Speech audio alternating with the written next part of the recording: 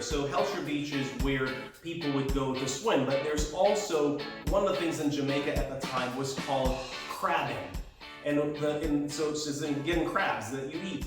And the difference between most Americans, we're used to ocean crabs, and the ocean crabs are kind of much more flatter, in the shape of them. But the crabs in Jamaica are much more denser. They're thicker up top, and they have these big claws, and they live they live close to the beach, and so you'd see lots of holes next to the beach, and whenever there was a storm, their holes would get flooded. And when their holes got flooded, then, they got out of the holes. And so this was it was called crab season. When the rain season came, and you could just go and get crabs. And so what would happen is that these guys would get these burlap sacks, and during a storm season, and they'd go down to the beach, and it's like they'll grab them, throw them in the bag as they're running out of there, or go to any swampy areas and just grab the crabs and throw them in there. And I remember one of the times that my father, he knitted this net. It's like he had chicken wire, and he framed it into this trough, kind of a chicken wire netting system. And so they went into this mud hole area there, I remember, and he just drove it through there like a scoop, and when he came up, there was just like shrimp and fish, and it was just crazy how abundant it was. There's so much fish and shrimp and mudfish and stuff like that. And so we, one of the times though they went out, I was not with them that day, and they were out scooping stuff, and Wayne had a rip in his shorts. And so he just was scooping stuff into his crotch here and throwing them in the bucket. But one of the times when he scooped it, he actually scooped an eel. And so the eel was gonna fuck him up. And so he actually, so he's wrestling with the eel, and he's called my dad, and then throws it on the ground.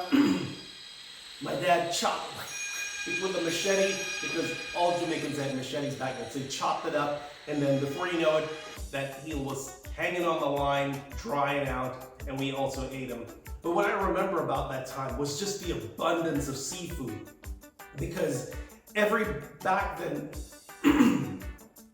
then people did not have washing machines per se. At least we didn't. I know that washing machines were available. Well, we didn't have one. I know that my aunt, who lived in Bridgeport, had one, but we didn't have one. And so my mother would wash the clothes out back. There's a wash tub everybody had, and you wash by hand out there, which is a lot of work washing clothes with 5 kids, especially 5 boys, 4 boys, 1 girl.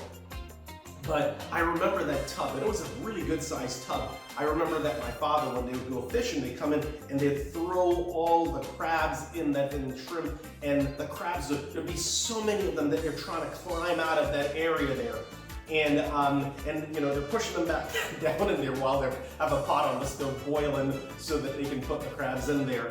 And even though we have a refrigerator, because there was such an abundance of crabs, I also remember them doing something very interesting, which is the ice truck would come by, and you could have these big, huge slabs of ice.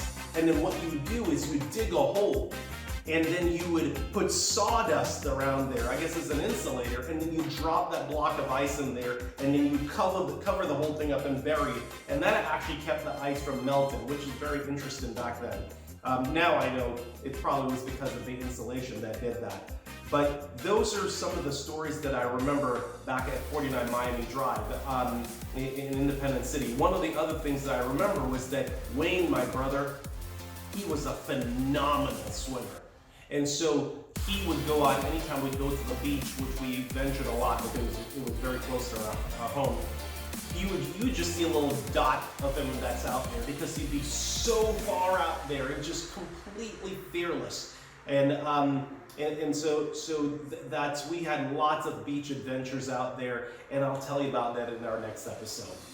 Thank you for listening. Also, don't forget to check out my app, Easy Weight Loss. Don't forget, I'm Bruce Wayne, the fitness guy, and I've helped thousands of people all across the world to lose weight and get in fantastic shape.